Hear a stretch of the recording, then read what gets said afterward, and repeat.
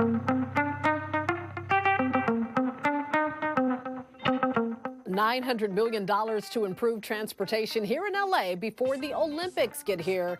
How that money will be spent. A big build for some SoCal students, their huge project to help a family in need. Hello, everyone. You're watching The Rundown. I'm Robin Winston. An announcement from Mayor Bass. $900 million will be spent on the Metro to prepare for the 2028 Olympic and Paralympic Games. When we were in Paris, the message was clear. There is no time to waste in preparing for the Games to be here. So I look forward to more accessibility and easier travel for Metro's current riders and for future riders as we continue preparing to be on the world stage. Mayor Bass thanked the Biden administration for those funds. The bulk of it is expected to be spent on two things: adding light rail train service between Van Nuys and Sylmar and completing the 9 miles of underground subway connecting downtown LA to the west side.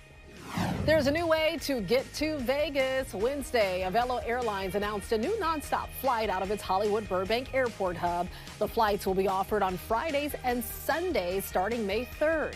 Introductory fares of only $57 one way, but to get that low fare, you need to book by April 10th. The massive Powerball jackpot is rolling over. There is no winner, no big winner Wednesday night, and this means Saturday's jackpot is estimated at $1.23 billion. But 2 tickets sold in Southern California are worth big bucks. One of them was bought at this Albertsons grocery store in San Dimas. It matched 5 of 6 numbers, and it's worth $1.6 million. The other ticket was sold at the Oxnard Shores Bottle Shop in Oxnard. Congratulations to whoever has those tickets. There's a storm heading our way. Let's check in with meteorologist Belinda Leon. She's timing it out in your first alert forecast. Spring is taking a break. Instead, we're seeing a winter comeback for the rest of the week. Hi, everybody. Thursday expected to be colder, cloudier, and we'll have a chance for some light rain. That snow will fall in the mountains, but the big impact is going to be that low snow level that will get down to about 3,000 feet. Still some stormy weather expected on Friday, scattered showers with a chance for some thunderstorms. Meanwhile, in the deserts, you're going to get some strong winds. Thursday all the way through Friday morning, gusts up to 55 miles per hour could create some difficult driving, down trees, blowing debris, even some power outages. And in the mountains, avoid travel on Friday. We have a winter storm warning, a winter weather advisory. The snow level will lower, impact major mountain passes Thursday evening into Friday. We could even see some snow in the high desert. Over the weekend, the storm moves out and the sunshine returns. At least 10 people have now died from Tuesday's major earthquake in Taiwan, and those search and rescue efforts continue. More than 600 people remain trapped. 38 others are still missing in collapsed buildings or damage from the 7.4 magnitude earthquake. Rescue efforts are now focused on a damaged highway close to the epicenter of the quake. 6 people trapped in a mining area were rescued by helicopter. One former Bay Area resident was actually filming her PBS TV series on Asian culture and cuisine as the shaking began. We went on with our film shoot, and we're still heading down to Hualien. We'll have to drive around the south of the island in order to reach our filming destination. There's a lot of indigenous populations actually in Hualien. Other Bay Area residents arrived back home in San Francisco Wednesday night who were in Taiwan when the earthquake happened. San Bernardino County Sheriff's deputies are facing tough questions after they shot and killed a teen boy in foster care who they say was experiencing a mental health crisis. Deputies got a call Monday afternoon from a home in Victorville. San Bernardino County Sheriff Shannon Dicus says that a 17-year-old boy who escaped from a mental health care center went to the home where he was not welcome. Body-worn camera released at a news conference shows deputies breaking down the door of a bathroom where the teen barricaded himself. Deputies say the teen had a knife, and they spent 30 minutes trying to de-escalate the situation. Took an extensive period of time trying to establish a rapport, letting him know we're going to get him help, we're going to try to get him to a hospital, and a number of those things. In the large majority of these calls, law enforcement is able to manage in a nonviolent manner. The problem is when the mental health system fails, and in this case even failed to contain him, we're forced with having to deal with problems when they are in crisis. The Sheriff's Department says the teen had a history of harming himself. This comes weeks after San Bernardino Sheriff's deputies shot and killed another boy, this one in Apple Valley, and they say he came at them with a gardening tool.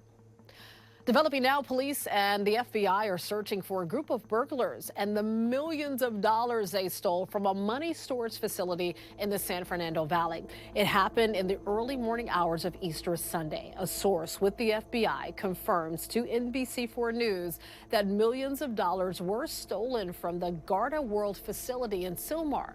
Now, it's not clear how the crooks got into the building, but one of the building's walls is boarded up and there's a pile of debris underneath. This is being called one of the largest heists in LA history. Costco is getting into the weight loss business. It's now giving members access to popular brands like Ozempic and Wegovy. Costco has teamed up with its low-cost healthcare partner Sesame to offer a 3-month weight loss program. For $179, members get a video consultation with a weight loss doctor or specialist and a prescription for weight loss drugs if deemed appropriate. The program does not cover the cost of medications. Without insurance, weight loss drugs can cost up to $1,600. Millions of Americans will look up on Monday to watch the total eclipse. Plenty of scientists will use the configuration of the moon for a unique opportunity to study our sun. National climate reporter Chase Kane went to NASA's Johnson Space Center for an early look at 2 research labs in the sky. NASA mechanics make their final checks on one of the 2 planes which will chase the eclipse to study our sun. Piloting this WB-57, Tom Parent will never forget his first time flying through an eclipse. We've got the eye protection on, just like, you know, everybody's on the ground, right? They've got the little paper glasses and stuff. And once it went to totality, as I look up, it's like, well, I can't see anything. Well, of course, it was in totality. So I realized, yeah, I got to take my visor off. Then it was pretty fantastic to look at that for a couple minutes. NASA uses this plane for its experiments in part because it's tried and true. The WB-57 has been around since the 50s, but also because it can fly at 60,000 feet, well above any clouds, and also above about 90% of the Earth's atmosphere, so that's not getting in the way of these experiments. It's really hard to measure the sun in mid-wave infrared from the ground because our atmosphere absorbs that light. Amir Caspi is a solar astrophysicist whose instrument SAMI will be tucked into the nose of this plane. SAMI will focus on our sun's atmosphere, the corona, an approach he pioneered during the last total eclipse. Back when I did this in 2017, this was a crazy idea. We didn't know if it was going to work. We didn't know what we would get. And it was nail-biting for quite some time. And then we got amazing data. I could see it coming down off the live satellite feed. And, of course, we're using a new instrument that's more capable and is able to get us a richer set of data, a richer set of observations. One goal this year, to learn why the corona is millions of degrees hotter than the surface of the sun. Another, understanding the origin of solar winds, which can impact satellites, airplanes, and even our power grids here on Earth. And that's just one of 5 experiments on board these 2 planes, which will each have only about 6 minutes to seize this rare opportunity. Yeah, that pressure, unfortunately, is for kind of every kind of mission that we fly. So we don't ever take things lightly. Like, people put their lives' work into these things, and we don't want to mess it up for them, right? A total solar eclipse is like nature's perfect coronagraph. The moon comes between us and the sun, and it's exactly the right size in the sky to block out the disk of the sun, but not too much more. You know, we've been studying the sun for quite a long time. We still have a lot of open questions. At NASA's Johnson Space Center, I'm National Climate Reporter Chase Kane. Very exciting, so much to learn, and a reminder to make sure you have the proper glasses for viewing the eclipse. There are many scammers trying to sell glasses that do not have the correct protective wear for viewing. Warby Parker and several libraries are among those offering eclipse glasses, and to make sure you are not buying fake glasses, you can visit eclipse.aas.org. California is helping some people put a down payment on a house. The program is called Dream for All, and it's accepting applications online right now. There will be a lottery system for more than $200 million. You must be a first-time home buyer and meet the income requirements. In LA, a family's income cannot exceed $155,000. This is the second time the program has been offered. I'm the primary breadwinner for my family of 3, and I would not have been able to purchase a home without the program. It's important to note the money needs to be paid back the next time the home is sold. There's the original loan plus 15 to 20% of any appreciation of the house. All of that will go back into the program to help another buyer with down payment assistance. There is a name switch for Jennifer Lopez's tour. Yeah, J-Lo changed her most recent tour from This Is Me Now to This Is Me Live, The Greatest Hits. Variety reports the name change follows canceled tour dates amid slumping ticket sales. The performance is now set to encompass J-Lo's entire singing career rather than her most recent album. Some 8th graders in Orange County took on a huge project in their advanced woodworking class. They're building a home, a tiny house for a family in need. 21 students at Nicholas Junior High School in Fullerton started this project at the beginning of the year. They've worked really hard and they're making great progress. So here's what they thought when their teacher first told them about this. Initial reaction was, what? But it's fun. It's really fun being out there and working with bigger and stronger tools. I'm always just like, wow.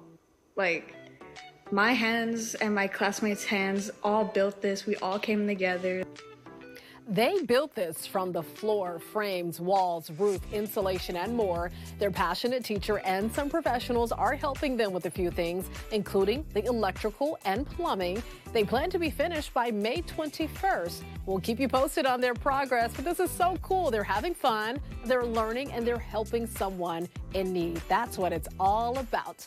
You can always get news and weather updates on the NBCLA app and our website, NBCLA.com. And be sure to tune into Today in LA on NBC4, weekdays 4 to 7 a.m. I'll be helping you get around with traffic reports throughout the morning. See you next time on The Rundown.